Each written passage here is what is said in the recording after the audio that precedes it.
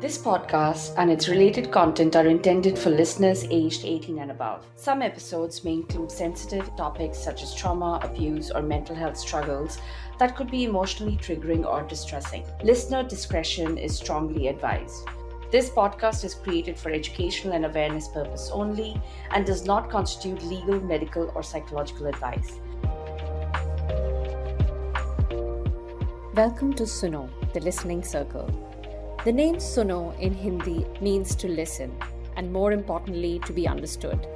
This podcast aims to create a circle of understanding for South Asian women primarily, and anyone else who may be interested in these topics, from changing family structures to work-life balance, motherhood, singlehood, and much more. We are hoping to shake off stigma one conversation at a time. This season, we are looking at separation and divorce in the South Asian context. And I'm your host, Harveen. It's safe to say that no one gets married with a plan to get divorced.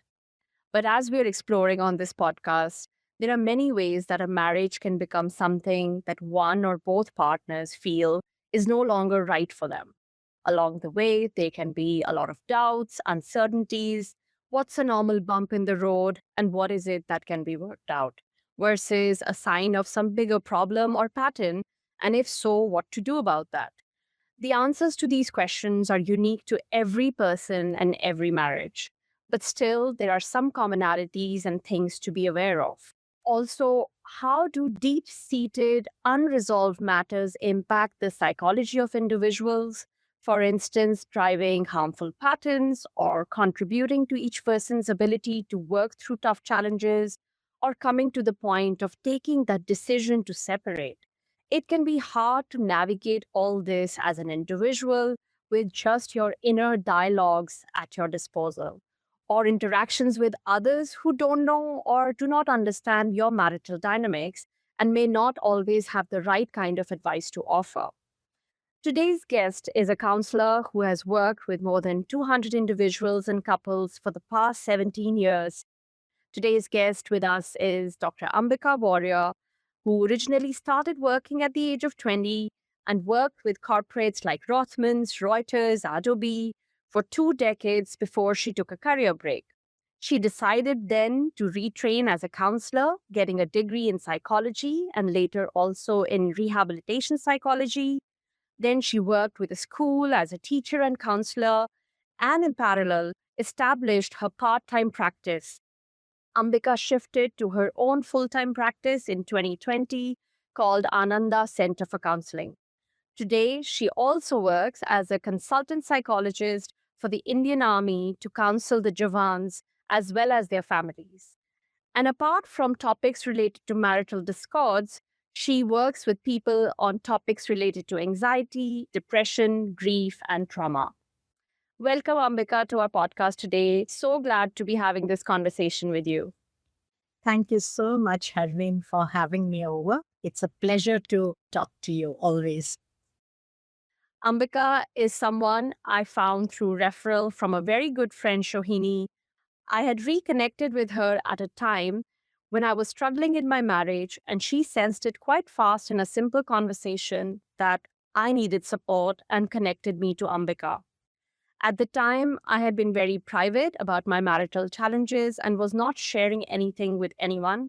But Ambika became an oasis for me to be able to see things more clearly.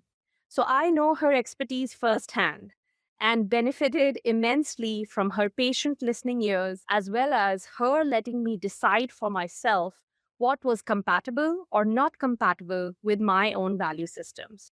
She's the perfect person to tell us more about typical reasons that bring people or couples to counseling or therapy, what can often be repaired and what cannot be in marriages, and the journey of healing, as well as after effects of unresolved matters on individual well being.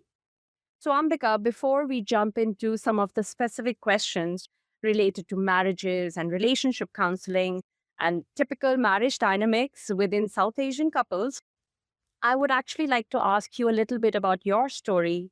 You made a mid-career switch going from the corporate world to counseling.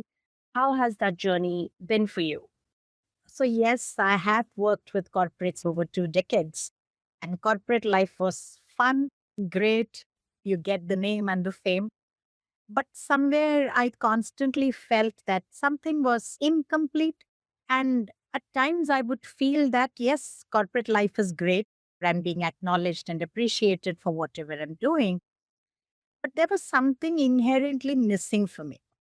So, as luck would have it, one of our relatives came home and he is an engineer by profession, but he would keep doing little things that excites him in life. We were talking and I asked him, so what's the latest that you are figuring out in your life? He said hypnotherapy. And I was like, oh, wow. And then I said, where did you learn it from? He said, Gurgaon. And I was really upset about it. Then he asked why, what happened? So I said, I wanted to learn, but no way I would go all the way to Gurgaon, especially having a child at home. It's impossible. He said, then I'll teach you. And he said, I cannot give you a certificate. Is that fine? I said, absolutely fine. So that's how my journey to psychology began. So first I learned hypnotherapy. Then parallelly I learned EFT tapping because both went so well. And when I spoke to people, these two modalities helped me a lot. So then I said, why not do a proper course in psychology and do it ethically, do it well. So that's how I got into psychology. Was it easy? No, it wasn't easy. And then I became a psychologist. Then eventually I wanted to do some assessments for children. That's when I took up rehabilitation psychology, which gave me a license to do the assessments for children. And that's what I am doing right now. It's fantastic that, eventually you were able to pursue your passions. And despite becoming a student after all these years and you had a child to take care of, I can imagine that how juggling all of that must have been. But just so that also our audience understand everything, you mentioned EFT tapping. Maybe you can give us a brief explanation what that is. EFT tapping is a very simple modality of tapping on certain points. And when we tap on these points which have been taken from the acupuncture or the acupressure Chinese meridian system, what we are conveying to the brain is that things are fine. So when we tend to get anxious or when we tend to get extremely nervous and sad, if we do this tapping, there is an immediate calming effect. And then we become aware of what we wish to do, and then we are able to think with clarity. So in Indian traditional system, there is something called marma. So marma are the vital points of life force. And there are 72,000 channels through which the energy travels in our body. And the acupuncture meridian system comes out of marma. And I use marma as well in my therapy. When I use a holistic range of modalities apart from Western psychotherapy, the sessions become very effective for people. And these are simple techniques that can be taught to people, which is why I find a lot of satisfaction in the work I do because I'm able to teach them. They don't become dependent on me. And I had the first-hand experience of it with you, and I remember getting a lot of benefits out of it. And as you said, thinking with clarity, especially in such life situations which can be confusing, like a challenging relationship or marriage, it did help me immensely. If we move on from the technical side of things to also understand, was there a specific interest or specific training that you had around relationships and marriage counseling in particular? I was a little scared to take up marital counseling, to be honest, because it's dealing with two different individuals at the same time. When I spoke to you, although it was related to marital issues, it was you as an individual who came to me. So I always would wonder, would I be able to do a couple counseling ever? Because, if person A says right, the person B doesn't even say left, it would be some other direction completely. So I used to be very concerned. But then there was a relationship workshop that came up. And then I said, let's try it. So that's how I learned. Yes, I am trained in couple counseling. And that's how I started slowly navigating through these issues. And it is useful, it is helpful, and it gives clarity to the couple instead of just one individual. Because there are times when the partner who is not coming for the sessions who would say, oh, you have clarity, but I don't have clarity. And then the whole decision-making process takes a longer time. But both of them, if they wish, they can go to a marriage counselor and they can come to a conclusion. And like you said in the beginning, can we change the dynamics? Is there something that is workable? If not, how do we navigate and be together if we decide to do so? Yeah, I can imagine, because at first instance, you're only dealing with the individual. And then there have to be different dynamics to how to cover both sides of the story in this. You are actually tackling a wide range of topics in your field of work, and it will be helpful for us to understand who are the typical people who are coming to you with individual matters or couple matters, and what percentage of your work involves dealing with marital issues or challenges. The typical problems that people come to me with is if they are young adults, most of them come with anxiety and lack of confidence. And if they are adults over the age of 26, 27, then it is either tension and stress at workspace, or again, anxiety because they are not able to get to the level that they envisaged that they would be by this time. And percentage of the couples is somewhere around 20%. So with couples, the issue is one of them is eager to come, the other is not. And even if couple come together, after a while, one of them wants to drop off. So then it becomes an individual session. So that keeps changing usually. If the couple come together, I have seen them being able to take a rational decision with less hurt and less guilt. But the dropout rates in couple counseling, I feel, is higher. Just to understand that 20% might be the couples, but is it still useful, in your opinion, for one person in a couple to come to you for counseling? Would that still help in some way? Yes, absolutely. It is always helpful because whenever there is an issue between a couple, there is a sense of guilt. We all carry that guilt. Is everything going wrong only because of me? And we tend to blame ourselves and we are not able to see things objectively. And I'm not saying that the person who's coming to me is not wrong. Of course, there would be some mistakes, but the mistake may not be 100%. But when they come to me, usually the question is, am I 100% wrong or is the other person 100% wrong? So it's always in extremes. You're not able to come to that mid path. So that's where individual counseling helps. And individual counseling also helps Harbin when the person is extremely anxious. So what I do is I say, for now, let's keep the couple part away. Let's talk about your anxiety, your nervousness, your worrisomeness. So let me take you as an individual, keep the relationship away for, let's say, few weeks. We pick up the relationship when we are ready to look at it. Because relationship is that third entity. It's you, your partner, and the relationship. So yes, it really helps even if one person comes. Yeah, that's a very valid point you say, because it's the individual, your partner, and the relationship, and giving that distance is important. But more so to say that even for individuals, such an exercise can be important before any decisions also happen, because maybe they might be struggling with self-blame or guilt. But at the same time, it could also be that you're only blaming the other party and not taking any responsibility. So perhaps both scenarios could exist. And in your experience, for both the individual cases or when couples are coming together, do you have a general typical timeline where you start to see progress or dropouts? I think I should answer the dropouts first because that's more easy. If they have to drop out, they typically drop out between the fourth and the sixth or seventh session. If they continue until sixth session, I have seen them coming. If not as a couple, at least as an individual, for sure. And again, somebody would come to me as a couple.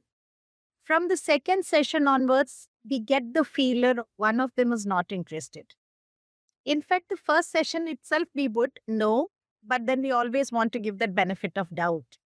So the conversation from the person who's less interested would be lesser. And I always make a WhatsApp group with the three of us, the couple and me. Only one person would be having a conversation there with me, not both. So that makes us understand, okay, soon one of them, the person who's not interactive, could be saying bye to me very soon. The dropout rate of individuals is comparatively less. And what I have seen in my practices, they would drop out because they're feeling good. And then they would come back when they are on the edge. And then they want to turn around very quickly. So the dropout is not a permanent dropout. They're taking a drop because now they're fine. And then I constantly try to tell them, when you're fine, if we do a couple more of sessions, you may not have to come back to me. That's what we wish to achieve. I always tell people, the faster we are able to wean off and terminate the sessions, we are achieving our goals. If you're able to move on individually as a person, that means you have achieved your goal. So I personally would want you to reach a stage where you can terminate the sessions, because we would terminate the sessions only when we are confident that we can move ahead. And generally, typically, the other side of it, that if things were going to work out, do you also see a time range for that side? Yes. So if things have to work out after third session, I get to know, because they become more proactive and they start with telling what changes they see.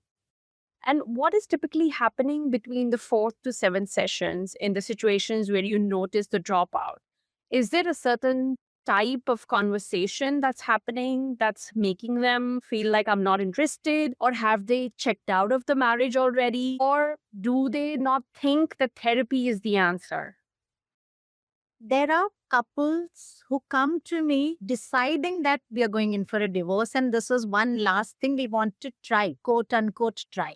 So that they're not telling themselves that, oh, you never tried counseling. So this is like a check mark for themselves. If it works, it works. If it doesn't work, we already knew it won't work. That's the attitude they have. And I'm not blaming them.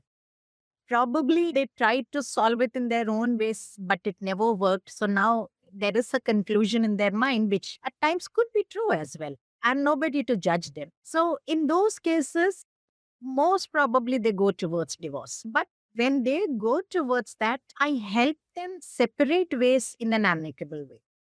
I'm not talking about the legal part, I'm talking about the emotional part. At least you don't blame each other and then part ways. Take a conscious decision why you're parting ways. And I also tell them, if you're parting ways, it's not going to be easy either. So if they're thinking that going through a divorce after a week, everything is going to fall back into place, that's not how it works. It takes a toll. So this is one group of people. The second group of people, they are the easy ones to help and manage. They may have tried for a couple of months about whatever issue they are having, and then they say, okay, let's take a session. Let's see how the session helps. So these are people who really move forward. But here also, there are hurdles. The question mark that keeps coming back. That's where the hurdle is. So that constant validation is required for them. Then the third is where they have been into marriage for a long time, maybe 10 years, 12 years, and now they have decided that we do not know what will happen and we don't even want to go in for a divorce because of whatever valid reason. So here the dropout is very high, because one of them wants to fix or at least make it easy to navigate through while they are in the marriage. The other person has given up but would be there. It's like as a dormant partner, just be there. Maybe it is for children who are there with them, or maybe it is societal reasons, or maybe, they say divorce is not an option for me at all. So that partner usually drops out. And in the first case also, where they decided that divorce is the only way, one of them drops out. Because one person is coming for a very strong reason and the other person is just like a tag along. Because you said come, I'm going with it. You said the question mark that keeps coming back, or about needing validation. Could you explain that a bit more? Yes. So what happens is, when we get married, we have an ideal dream in our minds.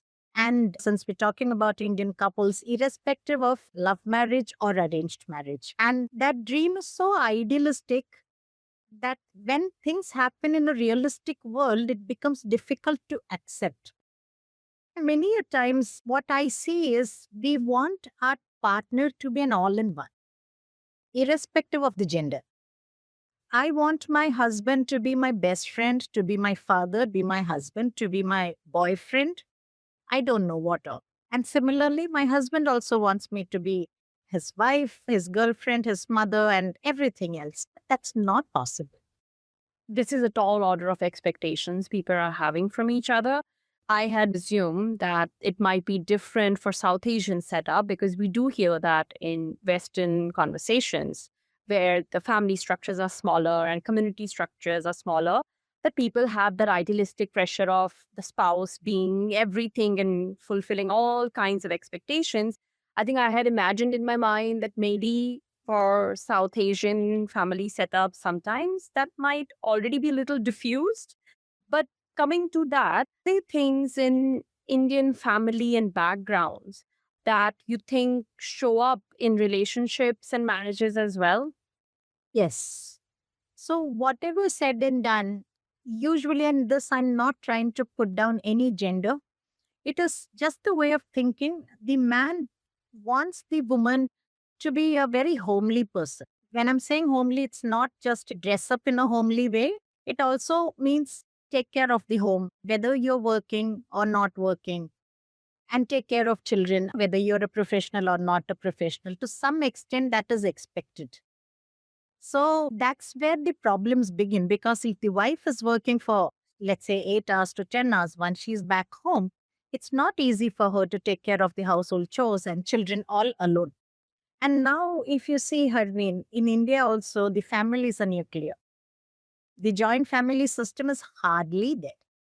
We go back to our parents or our grandparents during our vacation.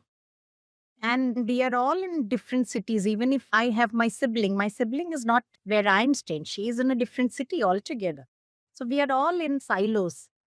Hence, this pressure is too much. So we are not able to manage everything just between the two of us. And who is there to help? Probably a maid or a nanny. And we feel they're not enough. So the Indian families now are more on the lines of the Western way of living because we are just the husband, wife, or husband, wife, one child or two children, and that's it. So, Ambika, this maybe also goes on to say the kind of clientele you cater to are mostly urban, mostly Delhi based or in and around the area. So, you're right that that part of the country in India would be more the nuclear family and not the joint family setup.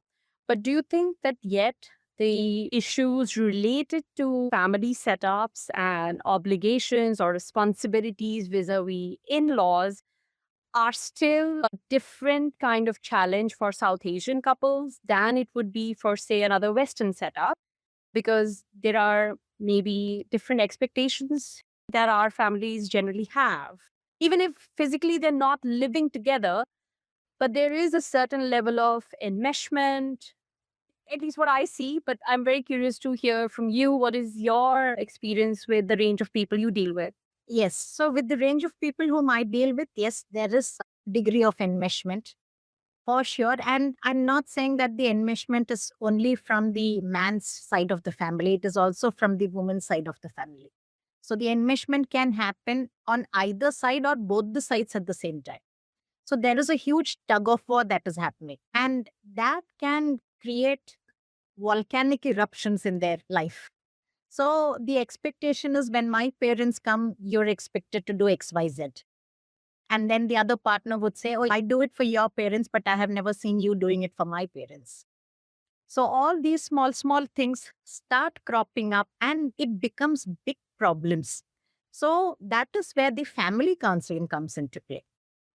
And many a times people are not able to tell their parents that let us try and resolve our issues. Because here comes that very typical South Asian style that how can we tell this to our parents? Because if I told so to the parents, it's being disrespectful towards them, or it means that I'm disowning them. Or the other extreme thought is my parents know the best. But then the problem is your parents don't know who your partner is and how you both are in this relationship. They only know what is being told to them. And they are giving us all the advices from their experience. And obviously, any parent is going to be biased towards their children. So, yes, this enmeshment is there for sure. And what do you see both in individuals or maybe even for couples? What are the challenges that counseling can't even fix for them? That's a very deep question. So, there are some perpetual problems that we all have, and those perpetual problems cannot be fixed. Unfortunately, what we see is I want to change the perpetual problem in the other person, and I'm forgetting what can be resolved. We stop working on the areas where there could be a resolution because that looks very tiny and that feels like, oh, there is no change or progress in our relationship unless the person's personality changes.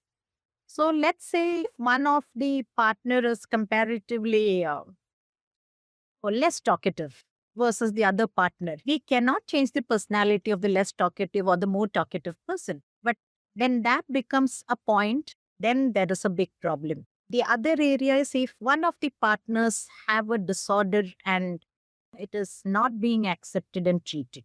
So if we are ready to accept, both of them needs to accept, take the right kind of treatment, and then things go well.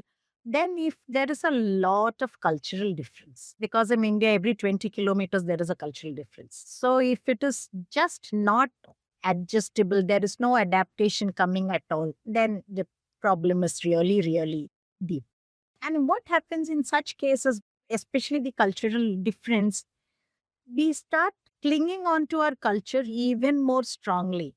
But when I'm not ready to see the other person's perspective, I'm not able to invest in the relationship. I'm constantly tied to my rights and wrongs rather than seeing probably I can adjust, accept, and grow together.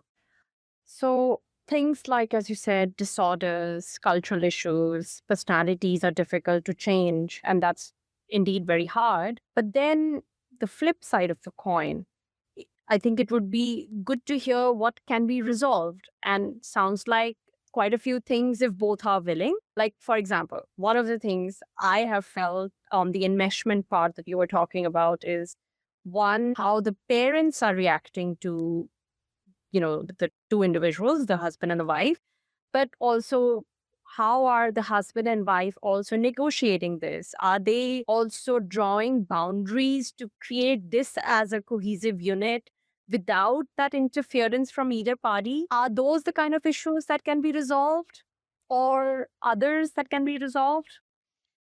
So, yes, if there is an enmeshment and if the couple get to know that oh, we are running for all little things to people who do not know what we are going through, that's where we can help them draw boundaries. And unfortunately, in the Indian context or in the South Asian context, drawing a boundary is not easy.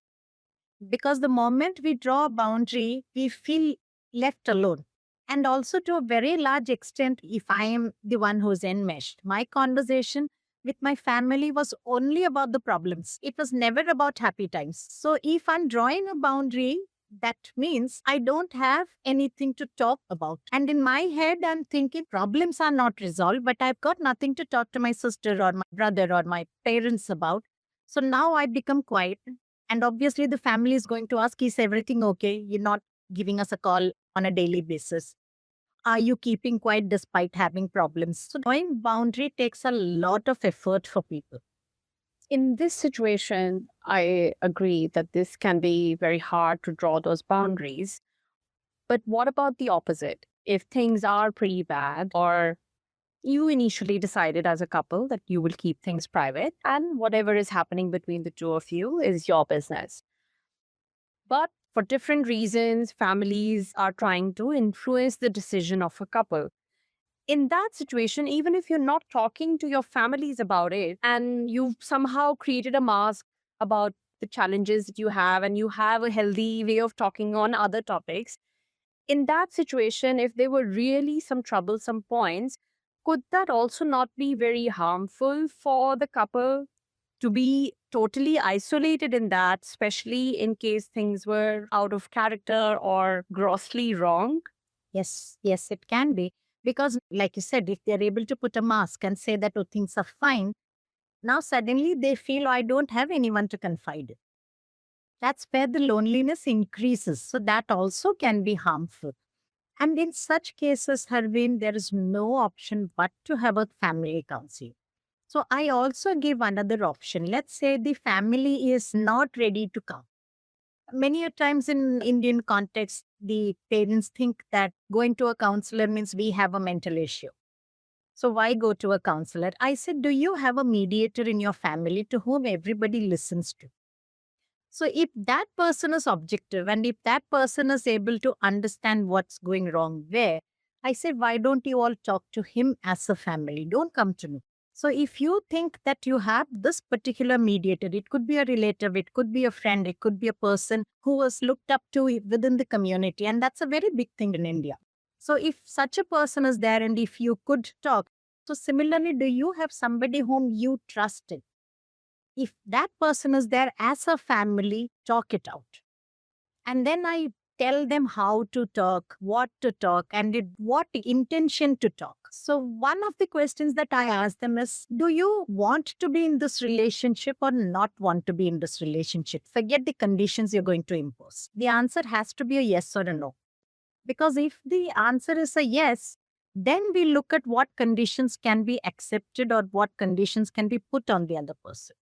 If the answer is no, you need to know why the answer is no. That surety should be there because unfortunately, if you move ahead and decide to separate and say bye to each other, the coming back is not easy. So take time even when you say no. There is no hurry. So when such kind of things happen, it can get a little complicated. And I feel life is never unidirectional. It goes, then it comes back, then it takes a different turn altogether. It can be quite tricky.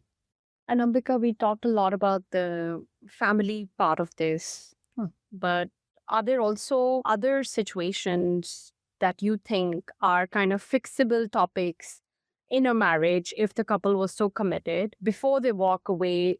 What would be the type of issues that you still think could be fixed, like on life expectations or communication challenges? I don't know. There could be a range of these. Could you maybe take us through that as well? Yes. So nowadays, the biggest problem is not spending time together with each other. So when I'm saying spending time, I'm not talking about spending time sitting in front of the television or sitting in a movie hall. Communication is another problem because now people have started communicating over WhatsApp, even being under the same roof. The third problem, although it seems very simple and probably silly to some extent, I think language. So people have started using English as a mode of communication, which is not the problem. The problem is what we can express in our native language cannot be expressed in English. So, simple example in English, we all say, oh, we need to give space. Get it? If you had to tell that in Hindi or in your mother tongue, would it be space? There'll be no words for that. It'll be like many sentences. Yes. And the feeling is going to be so different. So, why I took this particular statement is because this is a statement that comes commonly from couples. They say, I just wanted my space. And when I look at the other person's face, there is a gloomy look on that person's face. And then I ask, when he or she said, give me space, what was the visual that came into your head? And most of the times, the answer revolves around this sentiment. They say, when they say space, for me, there is a huge distance between the two of us, and I don't know if the space would ever reduce. So now, do you see how quickly that person starts feeling lonely? And that's when I say, had you had to tell the statement in the language that you would talk to your parents in, what would that be? And then they start wondering, what would I have spoken? So, language plays a very important role. If we could change some simple things to the language that we are born and brought up in, there is a very good positive change that I see. So I tell, please go home and start talking in Hindi or in your mother tongue, whatever that may be, or the common language which is not English. And the other one is, I say, even when you're angry, please do not message each other, because we do not know the emotion with which you messaged, and you do not know the emotion with which I am reading. So, where you might be messaging with a lot of sadness, I might be seeing anger in it. So, these are all fixable problems and conflicts. If they accept that, yeah, there is conflict between us, which we want to work upon, we can fix that conflict. Conflict management is possible. It will take a little while, but it is possible. And also, I usually ask people three questions. I say, we all get something from the relationship, which is why we are still in the relationship. And obviously, we have given something in the relationship, which made this relationship worthy. This is very easy to see and feel and understand. But there is a third aspect. We always talk about what the other person did or what the other person didn't do. But we never speak about what we did for this problem to continue, because that introspection is required. And if people look at it sincerely, many things can be repaired. Because then we realize, maybe I talk in a way that comes as very intimidating. Even if I do not know how to change it, at least I know I can learn it. So that introspection is very important. That helps a lot of couples to change. What a broad range that you've mentioned, Ambika, that, communication issues. And it's also interesting to see that how technology is playing a role in changing that misinterpretation of written communication. But I want to go back to something you had said a few questions ago, which was when people are advised to fix their marriages. You also recommend family counseling, which was, I think, a great approach. Maybe you could also take us through that a bit. What are these kind of steps and mediations that could happen when you are supporting couples to fix their marriage situations with the kind of things that are fixable? If I want the family intervention, there are two ways to look at it. One is the family causing this problem? If yes, is there a particular person causing the problem? It could be the father, it could be the mother, it could be a sibling. I don't know. Is it coming from just one source, or is it coming with an idea of, I will take care of your problems, you tell me, as a parent, as a sibling? Or is it because the person is discussing with the family and the family is just being overprotective? So if the family is just being overprotective, it's easier to have a conversation with the family. Because then we can ask them, do you think your daughter or your son can handle this or not handle this? And if yes, why? If no, why? And then we can ask them, how can you take a step back and see whether they're able to handle it or not? Again, if it is from one source, that is also a little easy to handle. But if it is from the entire family as a unit, then that takes a while. Because even if one person mellows down, the other person becomes aggressive. And this is all coming from probably a space when or where the family never allowed this individual to take a decision right from childhood. So that overarching requirement of, I need to protect you, or we need to protect you, and you're still our small boy or small girl, is not going from their minds. Then when we do a family counseling, Harveen, we do family counseling without the couple. So first we do it with everybody, and then we take the sub-units of the family. So let's say if I feel that is the parents whom I need to have a conversation with, then I just call the parents. So I start understanding their perspective about the daughter's or the son's marriage and what's happening in the marriage. And many times we see that what they went through in their marriage, they are projecting on their children's marriage and hence want to protect them. So it is like a preemptive measure they want to take. Oh, my son or my daughter should not go through it. Hence, I am already taking care of it. And I'm taking care of it by telling them what to do, what not to do, and where should they compromise or adjust, and where should they not compromise or not adjust. So these are all very strong statements that come from parents, and for children, that becomes the absolute truth. So the subunits need to be then counseled. I think while this is such an interesting step in your work, I think as an individual, And I'm trying to put myself in these shoes that if I was in this situation and you're talking to my family about me and my partner, oh my gosh, that sounds very challenging to accept because in the end, isn't this couple the unit that needs to figure their dynamics and their challenges? And in some setups, yes, family counseling might help, but in the end, it's still these two individuals who have to figure things out. Yeah, I'm taking a minute to get my head around that. Yes, yes. And in your head, probably you're thinking, why is it so enmeshed? It would have been so easy had you all been in your, small ghettos separately and then come together for a nice time and then go away. But that's not happening. And when we talk to the families, they take it personally. And it goes to the extent where they say, oh, are you trying to say that we are the ones who are breaking the marriage? So that's such a difficult question to answer. It's neither a yes nor a no, but there is a problem. And then they say, okay, from tomorrow we will not talk to them. Will that work? That's not what I meant. So it's like walking a tightrope with them. So again, the validation has to start. Yeah, of course, you're doing the best and whatnot. But then can you look at yourself as the support system and be there when they call out for you? You're always there. Nobody's saying that you're not there. But you also need to take a break because you are not here to just repair their problems. So there is a lot of conversation that goes to and fro. And I think in the end, it's also these individuals who have to take a lot more responsibility rather than leaving it on a counselor or a mediator or a therapist to do that boundary check with the families, because it seems almost that they aren't able to do that. And hence they're bringing you in to do that for them on their behalf so that in a way you are like the bad cop and they can still be the good cop, you know? But reality is they haven't been able to do it for themselves, which is causing problems. And if they would just solve it, it would make things easier. But it has made your work more difficult, it seems.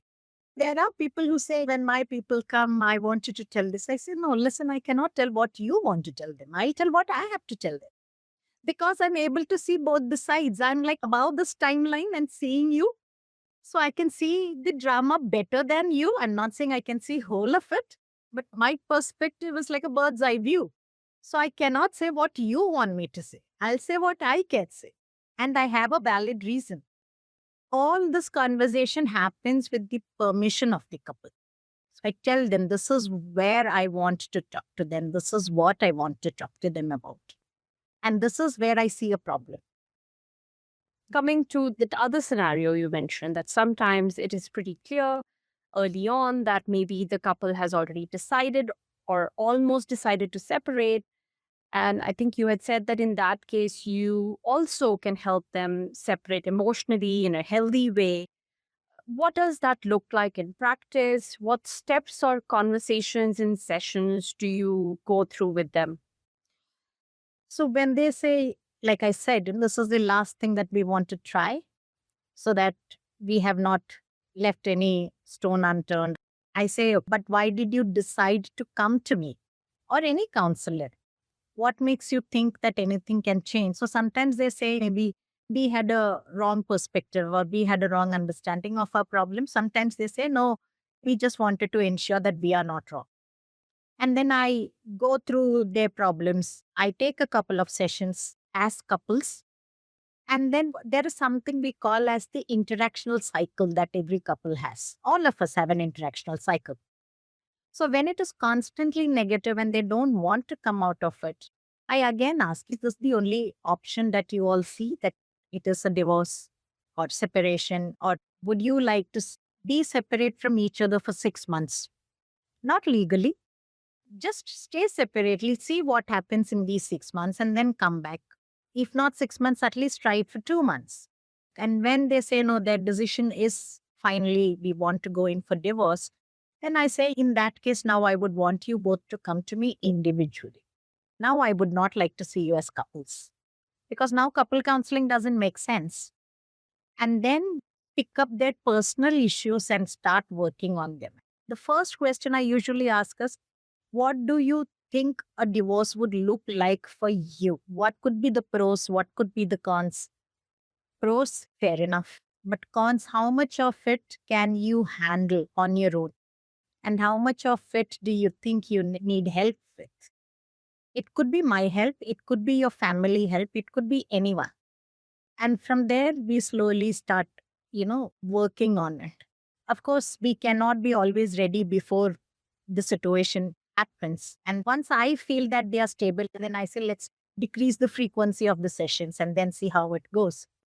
And then, whenever you are done with the legal formalities, then let me know when we should start, if we need to start. So, most times they do come back. They come for about 3 to 4 regular sessions, and then they come once in a month or once in about 15 days. It's quite similar to grieving. It isn't very different, just that this person is still there, but not with us. Separation is not easy. And rightly, there are so many questions. What will happen to me? How will my future look? Because suddenly the person who you were so used to is not there as a part of you. So that's how the individual sessions continue. And that is completely up to them whether they want to continue or not continue. You are supporting them in that separation part. You said that separation itself is really also a kind of grief.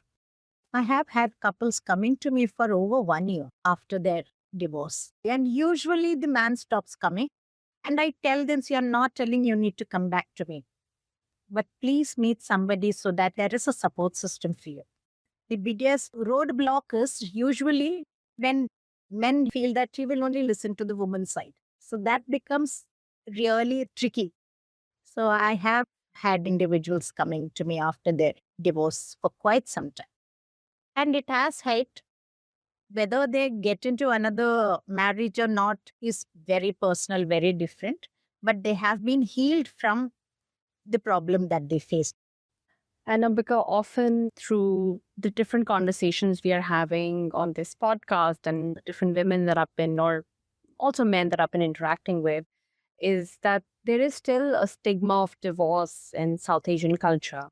So whether that plays a role in keeping one or both people in the marriage when they are not happy, or if they do separate, the type of reactions they get from people around them, even sometimes not having adequate family support. What is your view on this? How much role does stigma play in this decision for individuals or couples considering divorce? I think the stigma has reduced to a very large extent in the urban areas, for sure. In the semi-urban or rural, I'm not saying that it is not there, but divorce is not an alien term for them either. So divorce becomes a problem when there is no family support, financial support, or let's say they have children and one of the child is ailing. We just do not know what could happen. So in such cases, yes, divorce becomes very difficult or they decide to stay together. And when they decide to stay together, my suggestion to them is remember the reason to stay together. So if you look at it as logically as you can, it becomes easy for you to navigate. Let's say one of the children is unwell and you need that support system from the husband or from the wife. Then you know why you're staying together and keep it to it so that the expectation that you have from the other person is also realistic. It's not easy being under the same roof, not to have that expectation.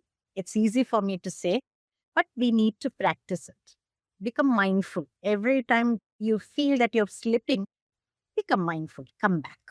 And we're always around to help if you wish to. And one thing I tell people is please do not compare your married life to someone else's. We all only know what others are showing us. We do not know what's happening inside. And let's hope that everything is well. But still do not compare because comparison will only give us sadness. It never gives us happiness. And whenever there is a conflict, whenever there is a communication after a conflict, listen to understand, not to answer back. If we could do that, many problems can be resolved. Again, when I'm saying resolved, I'm not saying being in the marriage. Resolution is where you are able to move ahead in life. So when we listen to the person, take a pause, understand the person's perspective, then we know how to respond, not to react.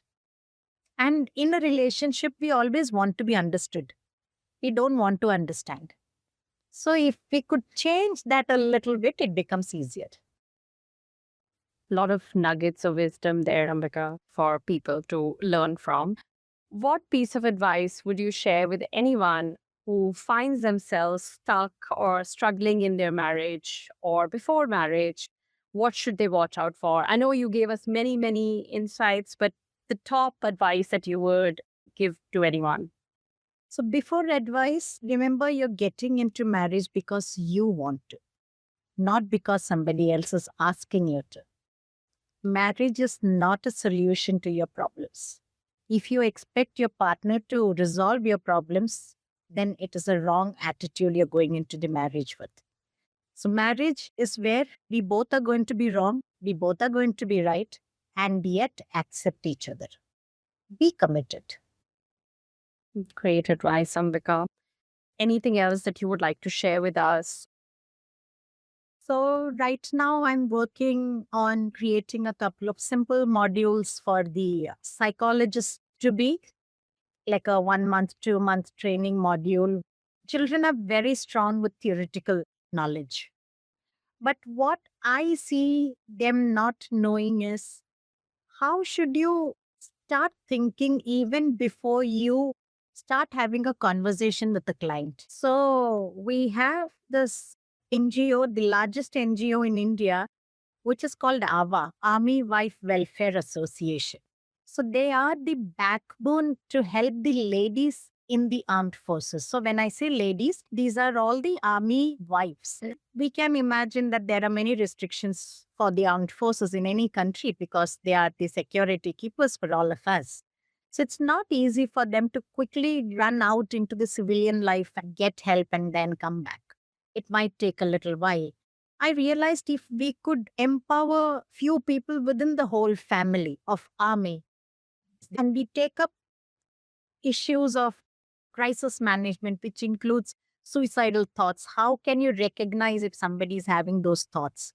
Because the first step is to recognize, and then they can refer or then they can ask for help. Similarly, if there is a marital discord, at least they are able to figure out where is the stemming from. So it is named as first line of well-being responders, which is why it is flowers.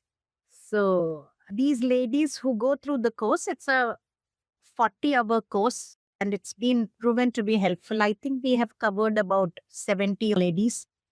Thanks so much for sharing that, Ambika. I'm sure this can be a great resource for people in this field.